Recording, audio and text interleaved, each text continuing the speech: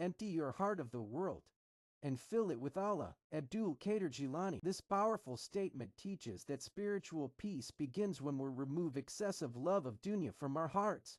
When the heart is filled with worldly desire, status, wealth, praise, ego, there is little space left for sincerity, trust in Allah, and true contentment. Detaching does not mean abandoning responsibilities.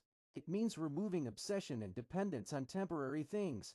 When the heart is purified from worldly attachment and filled with remembrance of Allah, reliance upon Him, and love for Him, a person experiences real tranquility and strength. True richness is not in possessions, but in a heart connected to its Creator.